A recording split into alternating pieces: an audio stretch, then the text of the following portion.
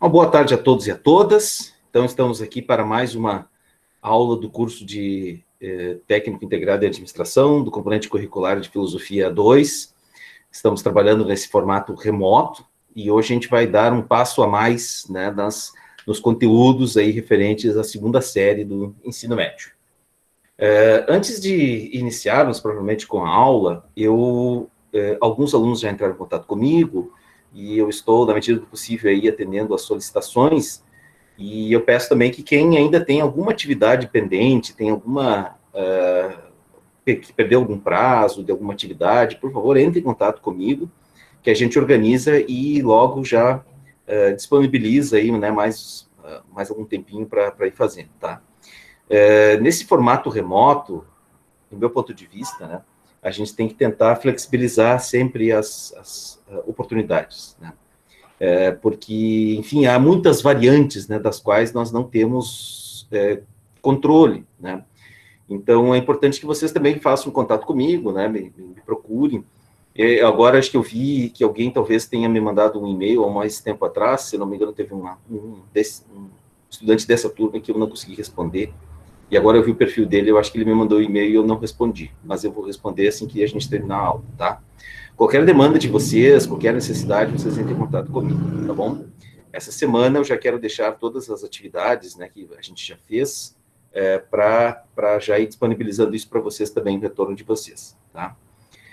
Para aqueles que não conseguem acompanhar a aula aqui nesse momento, que ela está acontecendo ao vivo, e for assistir a gravação depois, por favor, me dê um retorno, de alguma maneira, né? Me comunica, me sinaliza que fez atividade, né, que fez atividade ou que fez que assistiu a aula, né? Porque se eu tiver que olhar individualmente cada estudante, né, cada situação, né, eu trabalho com todas as turmas do integrado, então eu vou passar a semana só olhando quem fez e quem não fez, né?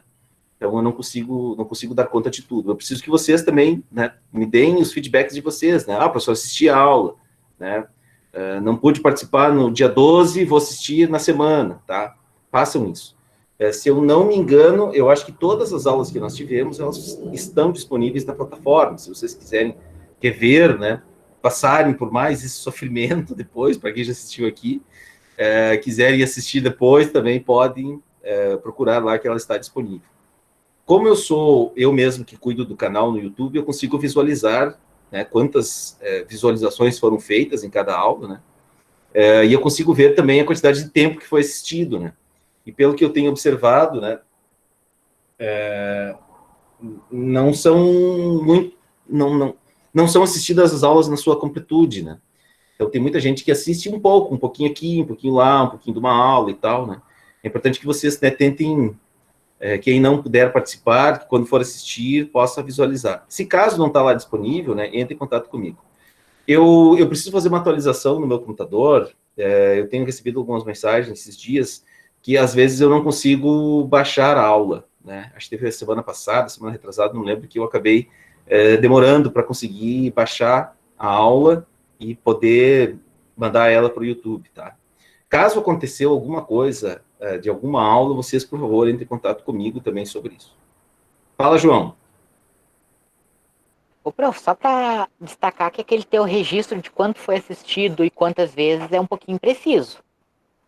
Porque pensa É, só, eu, por exemplo, eu não assisto online. Eu pego, tá, abro 1 minuto, baixo o vídeo, não conta como olhada por completo, não conta nem muito tempo. E eu sim, assisto offline para ter registro para mim. Então, tá, tá, se tá. mais gente fizer assim, tu pode estar tendo um ângulo de vista errado. É por isso que eu te disse, assim, né, eu preciso que vocês deem feedback, né, porque, assim, até então, e daí eu não sei se a pessoa olhou ou se fez como você, João, né, por isso que eu disse que é importante que vocês, quando visualizarem isso, né, me deem um retorno, né, porque daí pode acontecer um caso como o seu, né, mas eu não tenho como saber também, João, né, se você olhou ou se você baixou, o que você fez, né? Por isso que para mim seria importante, né, que vocês tivessem, sempre pudessem, né, quando não puderem assistir, que me deem um retorno, né. Eu, particularmente, não acho que isso seja uma coisa necessária se fazer, né, Mas daí, assim, para evitar exatamente isso que você acabou de falar, né, de eu ficar talvez com uma impressão equivocada, né, do que vocês fizeram, eu preciso, então, minimamente de um retorno de vocês, né? Mas eu também não considero isso a coisa mais importante, tá? Eu só estou dando um aviso porque nós temos até uma instrução normativa que orienta isso, né? E em caso de, né, como forma de registro também, né? Da frequência, vamos dizer assim, de vocês nas aulas, né? Como não estariam participando aqui, o que eu usaria como registro, né? A realização das atividades e poder assistir à aula, né? Tem uma instrução normativa interna do campus, né? Que orienta isso. Nós tivemos uma reunião semana passada e a coordenação nos cobrou isso, né? Que era a gente minimamente ter um controle, né? De quem está assistindo, de quem está fazendo. Né? Por isso que eu também acho importante fazer a chamada aqui, né? Se alguma vez eu não fiz, eu peço desculpas, né? Mas na maioria das vezes eu procuro fazer a chamada. Deixa eu ver, tem mais alguém que perguntou aqui.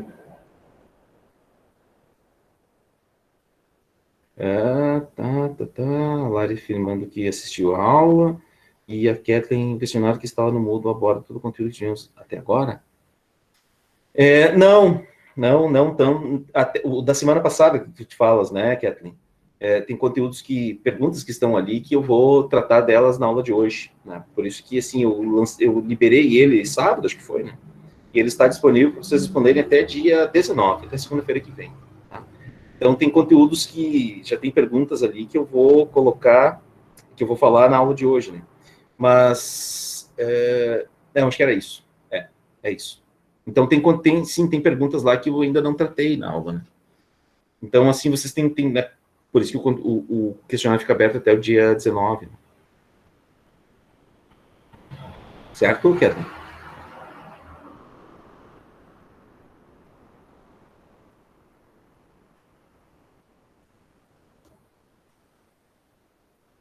O questionário, basicamente, são questões sobre Santo Agostinho e Maquiavel. Né? Tem uma parte do pensamento de Maquiavel que a gente vai ver e aprofundar um pouco mais na aula de hoje. Né? Mas o Santo Agostinho eu não vou falar mais, né? Não sei que vocês me façam alguma pergunta. Né? Certo? Ok. Então, vamos dar um passo a mais da aula de hoje. Muito bem.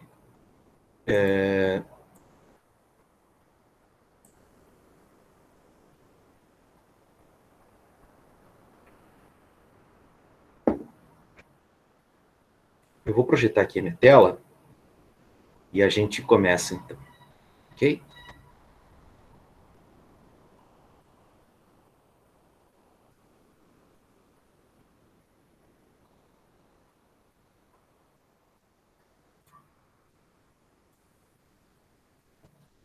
Muito bem. Vocês estão vendo a minha tela? Conseguem visualizar a minha tela, turma? Sim. Pois bem. Então, vejam o que vocês estão... Descrevam para mim, por favor. Essa imagem talvez não seja melhor, né? Ela tem alguns problemas de perspectiva, né?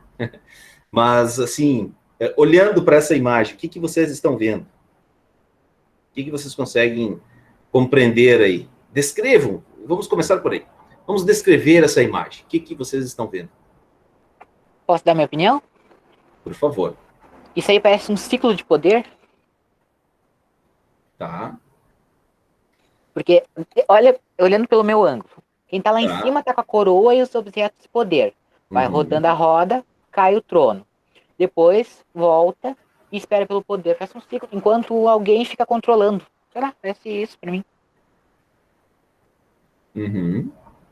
Certo. Eu tenho um ponto de vista, pelo que eu entendi, pode representar a queda e ascensão de algum reinado. Quem que falou agora por último? Emily. Emily. Tá. A Gondorek. Sim, Emily. O João falou ali, né, que parecia assim um ciclo de poder, né? E a Emily fala que como é que é, Emily? Pode repetir? A ideia de... A ideia da queda e ascensão de algum Queda e reinado. ascensão. Isso. Queda e ascensão de um reinado. Uhum. Ou de alguém no poder, né? Pode ser também. Tá, mas quem que é a pessoa que tem mais poder aí que vocês estão vendo? Quem tá controlando a roda. Ah, veja, isso é importante. O João disse que era outra coisa. Que a pessoa que tinha os símbolos do poder lá, né? Que era aquela pessoa que tinha os símbolos, que seria, no caso, esse aqui, né? João. Sim, mas ele só tem o poder por causa do cara da roda. Só que quem ele representa, não sei. Uhum.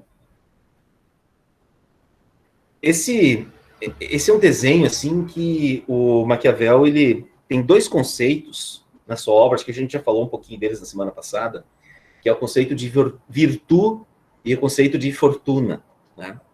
A fortuna, o que é a fortuna? Já ouviram falar a expressão fortuna? Certamente, vocês. O que vocês entendem por o que é a fortuna, pessoal? Sorte, poder? Sorte, poder? O que é a fortuna? Muito dinheiro. Muito Rico. dinheiro. O que mais? A abundância em algo. Abundância em algo. Sim.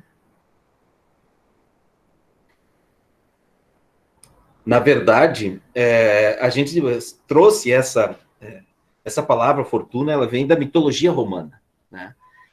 E para os romanos, da mitologia romana, fortuna é uma deusa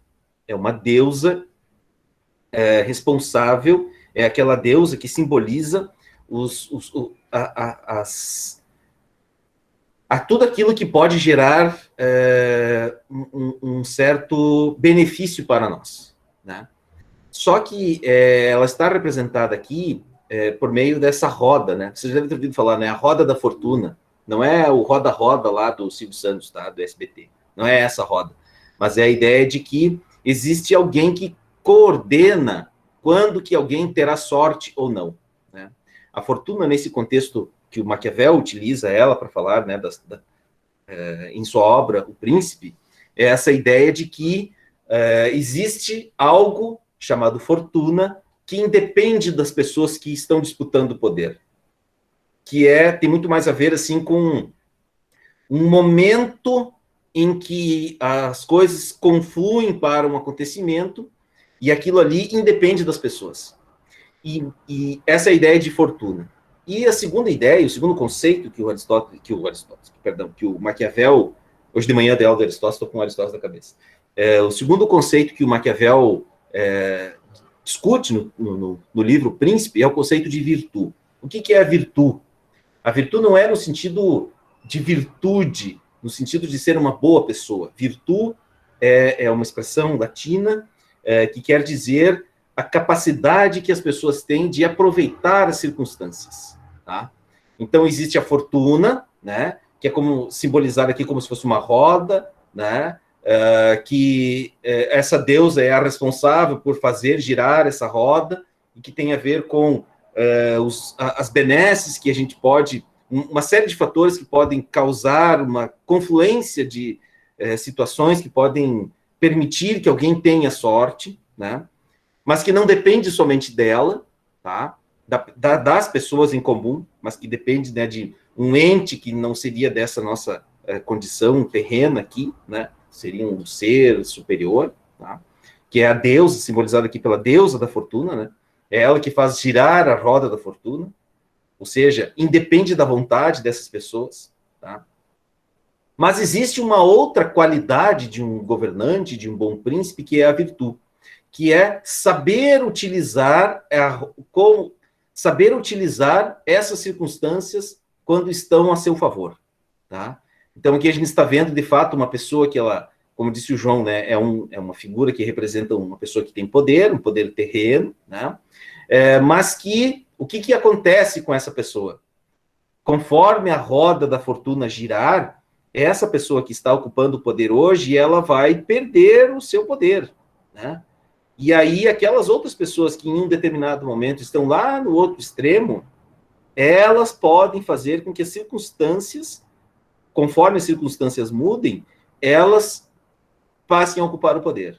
Ou seja, o bom chefe político, ou o bom príncipe, como diria Maquiavel, é aquele que sabe acompanhar esse movimento da roda da fortuna e chega ao poder e alcança o poder, conquista o poder. Isso não tem a ver necessariamente com o fato de ele ser uma pessoa virtuosa no sentido cristão, né? Que era aquilo, por exemplo, que o Santo Agostinho defendia, que o Tomás de Aquino defendia na Idade Média. Mas para Maquiavel, o bom político é aquele que não é virtuoso no sentido moral, no sentido religioso, mas é aquele capaz de olhar para as circunstâncias que as coisas estão acontecendo e conquistar o poder quando as circunstâncias lhe favorecem, tá? É diferente, por exemplo, de você acreditar que e isso acontece muito no cenário político, né? É diferente de a pessoa conquistar o poder, porque talvez ela seja, as pessoas acreditam que ela seja a pessoa mais honesta, a pessoa mais ética, a pessoa mais responsável, que mais vai fazer o bem comum. Não tem a ver com isso, né? Tem a ver com uma série de circunstâncias. A roda vai girando, a roda da fortuna, né, que é as ocasiões que as coisas acontecem, conforme essa roda vai girando, as pessoas conseguem conquistar ou se manter no poder ou perder o poder, né? Que é o caso do que está acontecendo aqui, ó. Esse camarada aqui, ó, estão vendo aqui, pessoal? Ó, olhem aqui, por favor, para a tela. Eu sei que vocês estão plenamente atentos, né? Mas, enfim, eu queria chamar mais atenção para esse detalhe. Olhem só. Aqui, ó, tem a parte de baixo, né? Conseguem ver que tem dois planos aqui, né? A gente pode separar em dois campos aqui, né? As pessoas que estão perdendo o poder, que não têm o poder, e as pessoas que estão próximas de chegar ao poder, e aquele que recentemente estava no poder, mas que já está caindo fora, né? Então, assim, quem que é o bom político? É aquele que está atento à possibilidade de, logo, logo, conquistar o poder. A política nacional brasileira, ela é recheada de situações como essas. Eu vou dar um exemplo para vocês, né? Vocês são jovens, talvez nem se lembram disso mais, né? Ou, enfim, não tenho obrigação de saber, eram muito jovens nessa época, né? Mas assim, ó, o Brasil teve um presidente, tá? O Lula. O Lula foi candidato 4 vezes. Na 4ª eleição ele se elegeu, né? Ele disputou 4 eleições para chegar ao poder, né? A roda da fortuna não estava própria para ele no primeiro, no segundo, no terceiro, até que na 4ª eleição ele ganhou, né? A própria eleição do Bolsonaro, né? A eleição do Bolsonaro, assim, foi uma série de circunstâncias. Aqui não vamos avaliar se o Bolsonaro é um bom político ou não, se ele é um bom representante da sociedade brasileira, se ele é um grande líder, um grande chefe de Estado. Não é essa discussão que o Maquiavel faz. Maquiavel vai dizer o seguinte, olha, o Bolsonaro é um bom político, nesse sentido aqui, né? Por quê? Porque ele aproveitou uma série de circunstâncias que estavam acontecendo no país, uma rejeição muito forte a um partido político, um discurso muito talvez desejado por parte da sociedade brasileira, né? Alguém que se apresentava como uma grande novidade no cenário político nacional e movido por uma série de fatores daquele momento que fizeram com que de uma eleição de um simples deputado federal, né, que no primeiro momento assim não tinha uma grande representatividade e grande capilaridade na sociedade brasileira em termos de partido político, um partido inexpressivo, no PSL, ninguém nunca havia falado, não tinha projeção nacional do PSL, mas ele aproveitou as circunstâncias e se elegeu presidente do país, né? E hoje ainda até hoje, né, o presidente do país.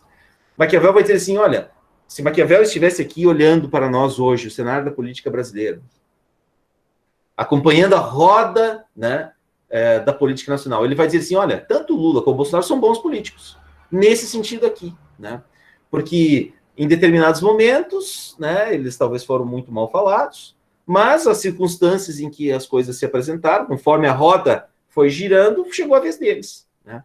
Então é nesse sentido que o Maquiavel fala que o bom político não é, e isso não é só, pessoal, olha só, eu estou falando no caso da política, que é o que o Maquiavel fala, mas isso pode ser em qualquer coisa da nossa vida. Eu vou dar um exemplo, tá?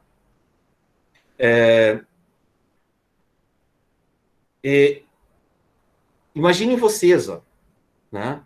Imaginem que vocês estão, sei lá, desejando conhecer lá, ou ter uma namorada, né, ter um namorado. Vocês ficam imaginando coisas e tal, né, enfim, se não há uma série de coisas que fazem com que a gente se aproxime de uma pessoa ou de outra, a gente não vai conseguir conquistar os nossos objetivos. É assim também para outros campos da vida. A gente fala do Maquiavel, da política, porque é o que o Maquiavel mais usa. Mas isso serve para todas as circunstâncias da nossa vida. Acho que eu contei aqui para vocês a história aquela da Mandrágora, da peça de teatro do Maquiavel. Contei ou não? Pessoal? Oi, eu contei para vocês aquela história na semana passada da peça de teatro do Maquiavel, chamada A Mandrágora? Acho que não. Não. Não contei para vocês?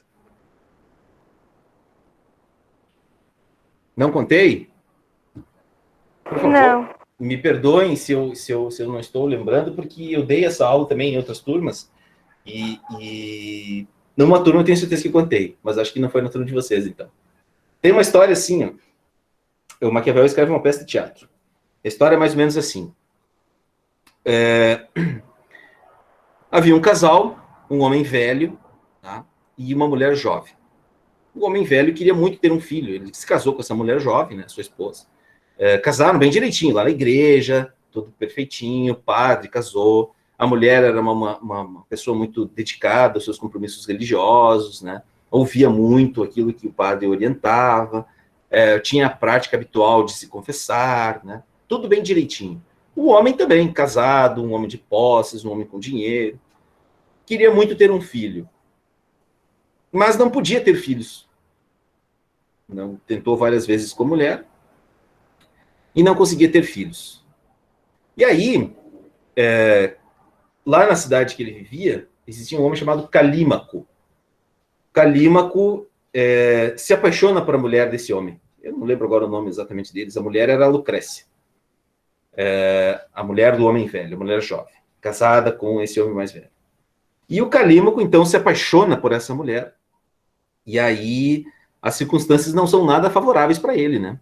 A mulher já era casada, né? Ela era uma mulher muito correta, jamais trairia o seu marido, né? Por uma razão qualquer. E o Calímaco era um homem pobre, não ia ter condições de dar uma vida da forma como ela estava tendo com esse homem mais velho. Né? E aí o Calímaco pensa, mas o que eu poderia fazer para conquistar a Lucrécia? Muito bem. Aí ele descobre um amigo dele, que era um charlatão, né? Um charlatão, e eles bolam um plano para tentar conquistar a Lucrécia, né? Para tentar alcançar o objetivo. O objetivo era conquistar a Lucrécia. E aí eles inventam uma história de que eles conhecem uma poção, né? Poção mágica, que vai fazer com que eles inventam essa história para o marido da Lucrécia. O Calímaco e esse amigo dele, que agora eu também não lembro o nome dele, eles contam essa história, né? O amigo do Calímaco conta a história para o marido da Lucrécia e diz, olha, eu tenho uma solução para o teu problema. Estudei medicina, estudei, né, lá numa universidade em Paris e aprendi um tratamento médico, né, para fazer com que a pessoa possa deixar um herdeiro na sua família. Só que tem um problema. A mulher vai engravidar, mas o homem vai morrer. Né? E aí o médico chega lá e fala para esse homem mais velho, olha, o negócio é o seguinte, ó, eu tenho uma forma de você fazer com que você tenha um filho, né? Só que se você toma um remédio, que daí era a mandrágora, essa poção era feita à base de uma planta, né, chamada mandrágora, vocês vão tomar você vai tomar essa poção, vai se deitar com a sua mulher, e ela vai engravidar. Só que de 8 a 10 dias, você vai morrer. Pô, mas daí não, né? Como é que eu vou ter um filho e a minha mulher vai ficar né? Eu vou morrer para ter um filho? Não sei se vale a pena, não é uma boa ideia. E aí esse médico, então, diz assim, olha, mas vamos fazer o seguinte, ó. Vamos, se tu aceitar, tu pode fazer com que o outro homem deite com a sua mulher. E daí ele toma o remédio, né? E aí a gente faz com que a Lucrécia aí se convença dessa ideia, né? Vamos tentar dar um jeito de fazer com que ela se convença dessa ideia. Ela engravida de outro homem, esse homem em 8 dias morre, e vocês ficam com o filho. Fica tudo certo. E aí ele disse, não, eu topo, por mim tá beleza. Ela pode se deitar uma noite com outro homem, se o homem vai morrer depois mesmo, né? Eu vou ficar com o filho e tá tudo certo. O problema é convencer a Lucrécia. Como é que nós vamos convencer a Lucrécia? Bom, a gente pode falar com o padre. Já que ela é uma pessoa muito cristã, vamos pedir para que o padre convença ela de que essa é uma boa estratégia, né? E como ela é muito cristã, ela ouve muito o que o padre diz, a gente pode fazer com que ela se convença disso. Tá, mas como é que nós vamos convencer o padre a fazer com que ela tope esse plano? Bom, a gente pode pagar o padre. E aí foram lá, falaram com o padre, pagaram o padre foi lá, falou com a Lucrécia, disse, Lucrécia, o negócio é o seguinte, para você ter um filho, você vai ter que se deitar com o homem. E aí, mas ele em 8 dias ele vai morrer, e você vai deixar o teu marido feliz, porque vocês vão ter o filho, e você, né, tem a minha autorização, né, esse pecado eu vou te, como é que eles dizem? Quando você vai se confessar, você vai ter o seu pecado redimido. Tá, tudo bem. Só que eles não contavam, a Lucrécia não contava, que o homem que iria deitar com ela era Calímaco, que era o homem que estava apaixonado pela Lucrécia, né? E o Calímaco chega lá, então eles fazem, todo mundo concorda, o padre convence a Lucrécia, o marido da Lucrécia concorda com o plano, a Lucrécia deitar com outro homem, né? E o Calímaco diz assim, bom, então eu tenho uma noite para ficar com a Lucrécia e eu conseguir alcançar o meu objetivo. E aí os dois se encontram, tudo certinho, tudo combinado. A Lucrécia se encontra com o Calímaco, e a Lucrécia, adivinha o que acontece com a Lucrécia? Ela se apaixona pelo Calímaco. O Calímaco é bom de conversa, o Calímaco é virtuoso, no sentido de alcançar os objetivos do que ele pretende, né? Ele se revela para ela e diz, olha, faz muito tempo que eu te conheço, eu estou apaixonado por você, né? Eu só penso em você, todo esse plano foi bolado por mim, para mim, poder ter uma noite de amor com você, e eu acho que você deve abandonar esse seu marido, né? Quem sabe se você não quiser ter o filho, a gente pode até deixar o filho com ele, se o que ele queria era ter o filho, né? E a gente foge juntos. Depois que o filho nasce, você fica com ele até o filho nascer, e depois que o filho nasce, você deixa o filho com ele, foge comigo, e a gente vai viver uma outra vida em outro lugar, né? E aí ela, né, como tinha se encontrado com o Calímaco, um homem jovem, vigoroso, né, muito mais prazeroso para ela estar com o Calímaco do que com aquele homem mais velho, ela concorda com o plano de Calímaco. E aí eles vão lá, o Calímaco some, porque supostamente ele iria morrer, né, conforme a história do médico aquele, e a Lucrécia tem um filho, deixa o filho com o seu marido e foge com Calímaco. E a história termina. Bom, aí eu pergunto para vocês, pensem comigo, quem que se saiu mal nessa história? O homem que queria ter o filho, teve o filho. O Calímaco, que queria ter a Lucrécia, ficou com a Lucrécia. A Lucrécia, que queria um marido que fosse mais vigoroso, que desse mais atenção para ela, que amasse mais ela, conseguiu um marido assim. O padre, que supostamente, né, seria a pessoa que iria convencer lá a Lucrécia, ele consegue um bom dinheiro do ex-marido agora da Lucrécia. E aquele que é o charlatão, amigo do Calímaco, que se passa por médico, ele passa a ser reconhecido como um bom médico, porque conseguiu fazer com que esse homem casado com a Lucrécia, que não podia ter filhos, tivesse filhos, a partir dessa poção que ele inventou. Bom, todo mundo ficou bem, mas o que ficou mal nessa história? Quem que ficou mal nessa história, pessoal? O bebê? Eu acho que foi a mulher que ela, assim, na minha opinião, ela fez errado, né? Ela era uma mulher muito... Ela era cristã, muito fiel e... Sim, só que, tipo... na minha opinião, isso não saiu bem pra ela. Alguém falou também ali, quando você começou, foi a Larissa que falou, né? Sim. Quem Eu, que... eu que tentei falar. Acho que o bebê também saiu mal nessa. Sim, porque ficou sem a mãe. Pois é. Não, não mal por sair no negativo, mas nem por nem ganhar nem perder. Então, acho que ele saiu um pouco prejudicado nesse caso. Ele nasceu, né? Porque ele era alguém que não era para ter nascido, a princípio, né? De certa forma, ele também se deu bem porque ele nasceu, veio ao mundo, né? A maneira como nós hoje entendemos o que uma mãe deve fazer com seu filho era muito diferente dessa época, né? A gente está falando aqui do início do século XVI. Essa relação de mães e filhos, ela era muito diferente da relação que nós temos hoje, né? Às vezes, uma mulher ter uma criança, ter um filho, era sinônimo de muito sofrimento, né, pessoal? Todo esse cuidado que as mães hoje têm com as crianças, esse apoio, todo esse suporte, né, que a maioria, pelo menos, das mulheres tem hoje para cuidar de seus filhos, na época não era bem assim, né? A maioria das famílias tinham seus filhos e eles, né, simplesmente eram tratados como pequenos adultos, né?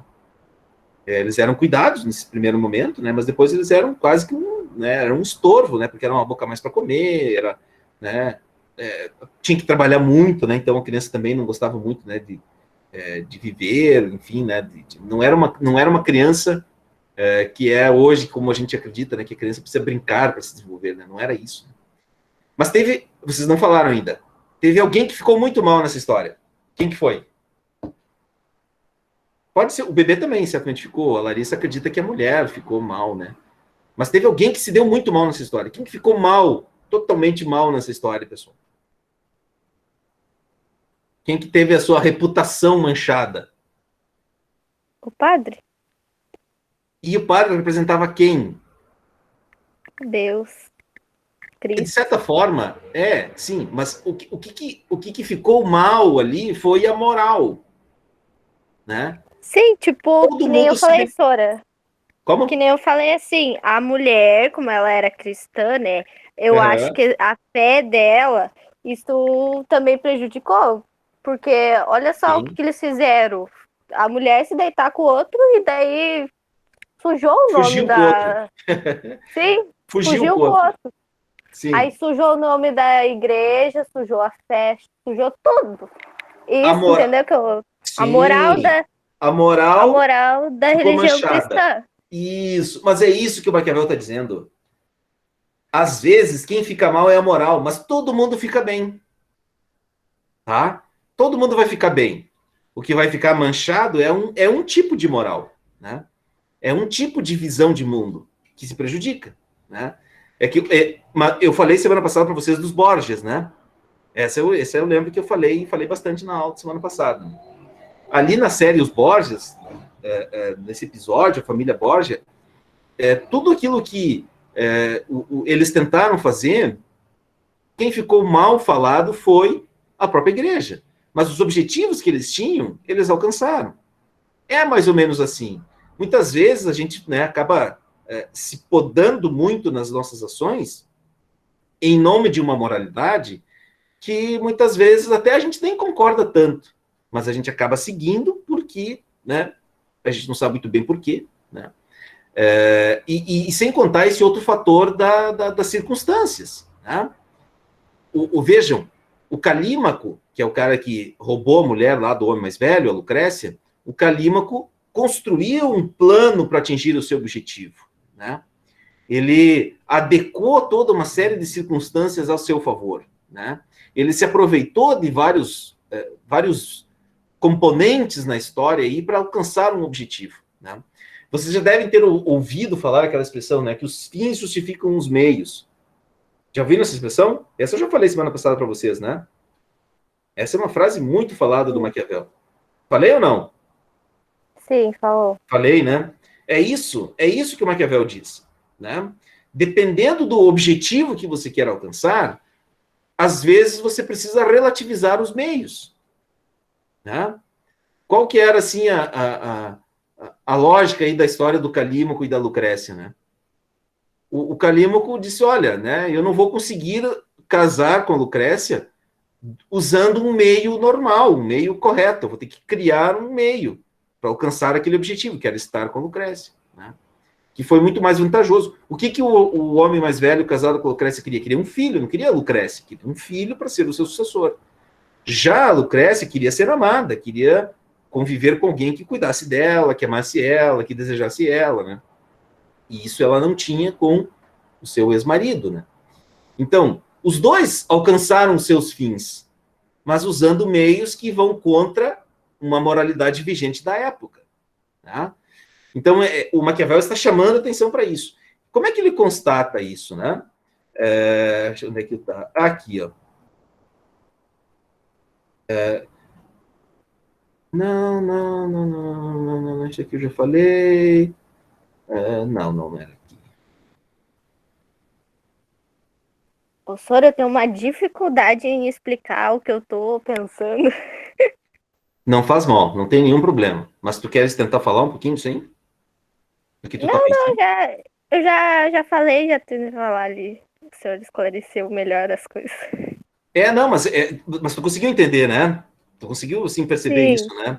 Que às vezes, Sim. assim, a gente fica refém de uma moralidade que não é, nem a gente concorda muito com ela, né? A gente nem concorda, nem compreende muito bem ela. A gente segue porque é o que está aí, né? E aí, quando tem alguém ou alguma coisa que quebra um pouco essa lógica, a gente fica até no primeiro momento meio que confuso, né? Bom, mas enfim, não era isso que eu queria falar mais disso, né? Então, esses dois conceitos, né? Eu queria falar na aula de hoje mais sobre esses dois conceitos, né? O conceito de virtude e o conceito de fortuna, né? Então, a ideia de virtude, o que é, né? É o sentido de força, né? É um certo valor que a pessoa tem de alcançar, de buscar os seus objetivos, né? É nesse sentido o conceito de virtude. Não é aquele sentido, de ser uma pessoa do bem. Não é esse sentido. Uma pessoa virtuosa.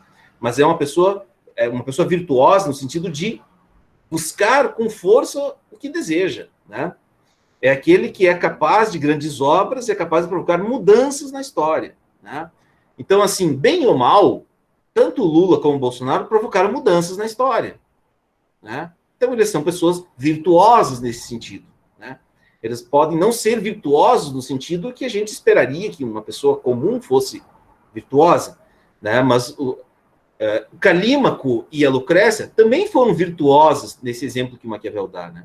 Porque eles realmente conseguiram provocar mudanças, né? Aquela pessoa que se aproveita das circunstâncias para provocar mudanças, né?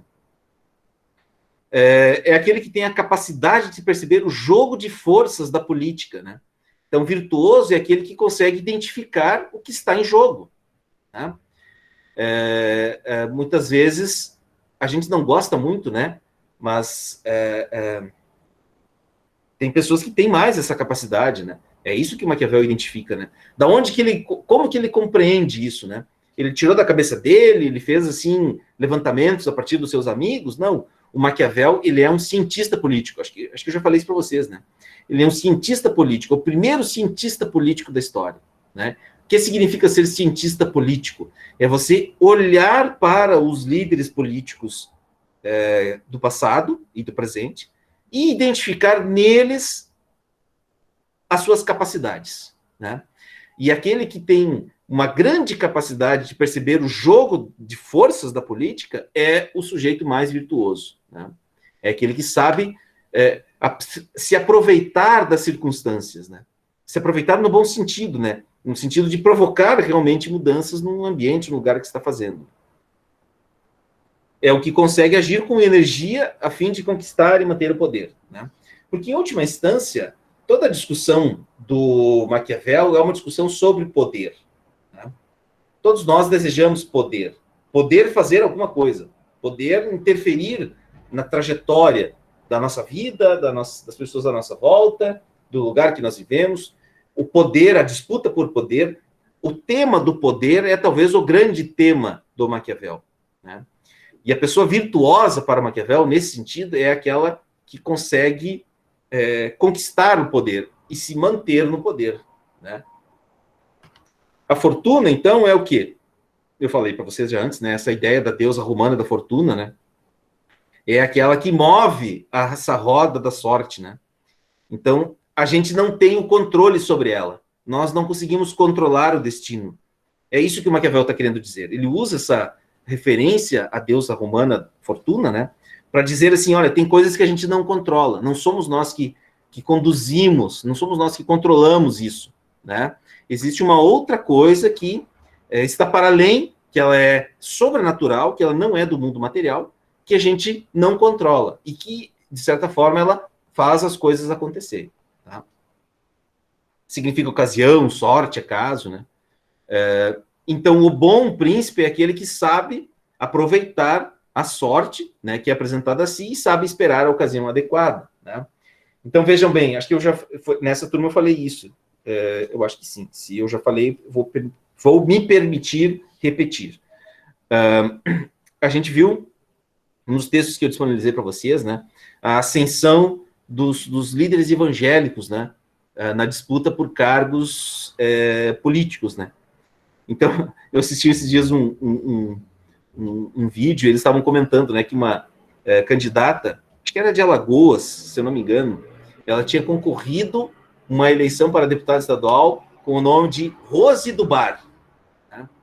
Bom, então, né, entre as pessoas que frequentam o bar, ela não teve uma votação muito expressiva, né? E aí, na eleição seguinte, ela se candidatou como Irmã Rose, né? Ela era tipo uma pastora lá de uma determinada religião, e aí ela tentou a sorte com os irmãos lá da religião dela, né? Daí, na eleição seguinte, ela se candidatou como Irmã Rose, né? Enfim, são essas circunstâncias, assim, né, que as pessoas tentam, né, buscam tentar encontrar formas de conquistar o poder, né? A gente está vivendo no Brasil, acho que isso eu também falei na turma de vocês, né? A gente está vivendo um momento, entre aspas, propício, né, para líderes evangélicos, religiosos, alcançarem cargos. E a gente teve assim, ó, a gente saltou de 27 deputados, 24, agora não tenho bem certeza, na eleição de 94, para quase 200 deputados federais, que são pastores, líderes evangélicos, ou simpatizantes, defensores de bandeiras evangélicas. Quer dizer, a roda da fortuna está sendo favorável às pessoas que são dessa denominação. O presidente, né, agora está na iminência de nomear mais um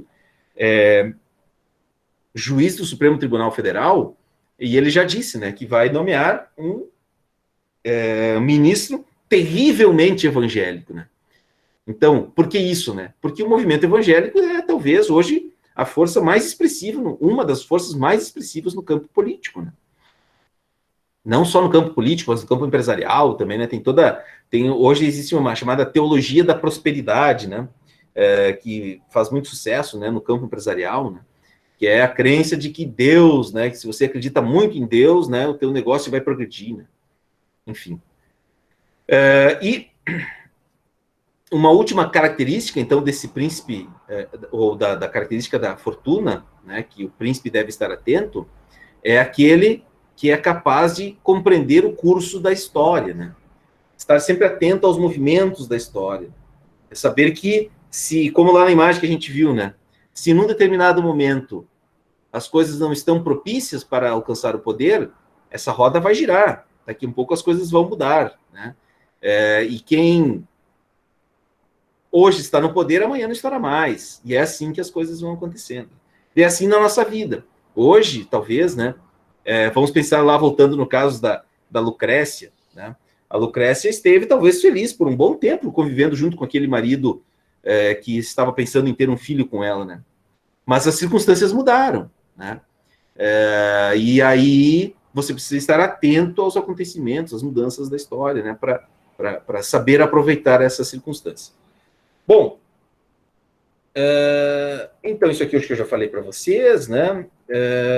E aqui, só para a gente finalizar, então, né, alguns últimos aspectos, né, desse contexto do Maquiavel, tá? Aqui a gente já vai, e na próxima aula a gente vai aprofundar um pouco mais isso, né?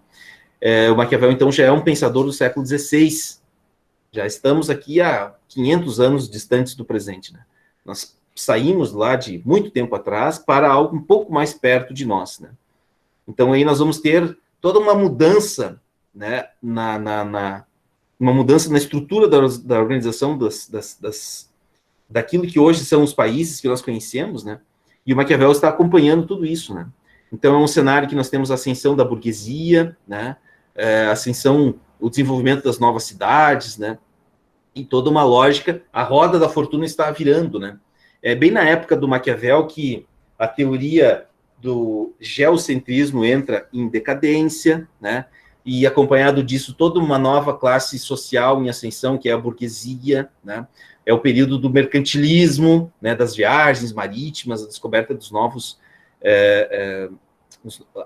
novos campos consumidores e produtores, né? O período em que começam as grandes navegações, né? Então, ainda é um período de uma economia muito agrária e feudal, que vai se opor, né, já aquilo que vai ser o mercantilismo, que é os primórdios da sociedade capitalista. É o contexto do renascimento cultural, né? E aí, um último aspecto, né, que tem muito a ver com essa mudança que o Maquiavel representa, né? Uma vida contemplativa em oposição a uma vida ativa, né? Maquiavel vai lançar mão dessa ideia, né, de que são os seres humanos, os homens que constroem a sua própria história, né? Eles têm que acompanhar essa mudança, né, da roda da fortuna, né? E aos poucos essa vida contemplativa da Idade Média, ou até lá dos estoicos antigos, né, dos epicuristas antigos, uma vida muito mais de cuidado para si, ela se opõe, vai se afastar aos poucos de uma vida ativa, uma vida muito mais proativa, uma vida mais de um ser humano condutor da sua própria existência, né? Não tão preocupado com uma introspecção, uma vida mais contemplativa, né? Aos moldes do que foi Santo Agostinho, do que foi Sêneca, do que foi Epicuro, né, em outros momentos, tá? Então, aqui, na próxima aula, a gente vai aprofundar um pouco mais esses aspectos, né, do renascimento cultural, né, que é um novo momento que a história, né, que o mundo está passando, né, vai passar aí, que talvez está muito mais presente, muito mais próximo de nós hoje. Certo, pessoal? Eu acho que de Maquiavel era isso. Teria muitos mais outros aspectos, né, para me abordar, né, mas a gente vai parar por aqui. Eu já disponibilizei esse questionário para vocês, tá? Vocês aí vão ter até o dia 19 para responder. Qualquer dúvida, questão, questionamento que vocês tiverem também, vocês podem entrar em contato comigo, tá? Deixa eu parar aqui a minha projeção.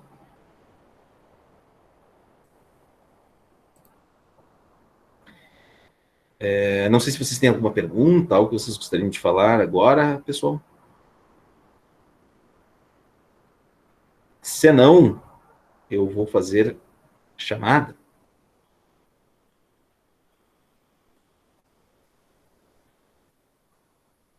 Por favor, manifestem-se ao momento que eu chamá-los. Ok? Ana Laura?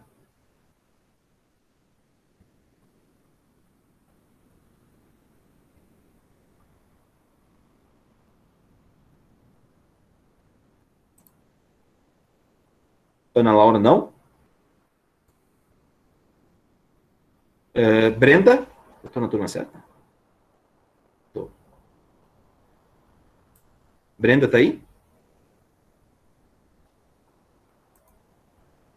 Emily?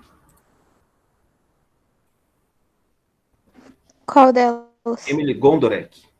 Presente. Emily Cavalli? Presente. Fernanda? Fernanda, acho que não participa.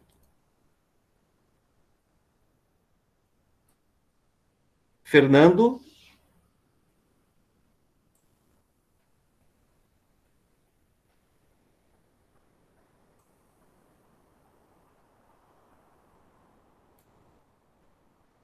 Jean? Presente. João Batista? João Tiago? Presente. Júlia da Silva Saraiva?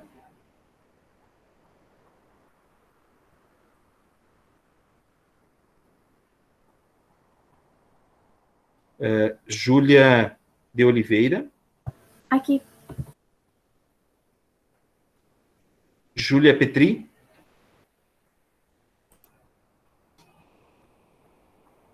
Júlia Guimarães?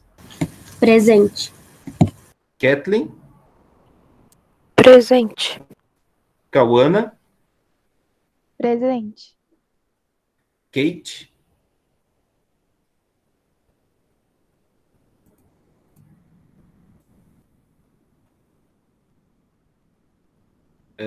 Kathleen. Keila. Larissa. Presente. Luiz Henrique. Marcele. Eu. Maria Carolina. Presente. Maria Eduarda. Aqui. Raíssa. Presente. Rayana.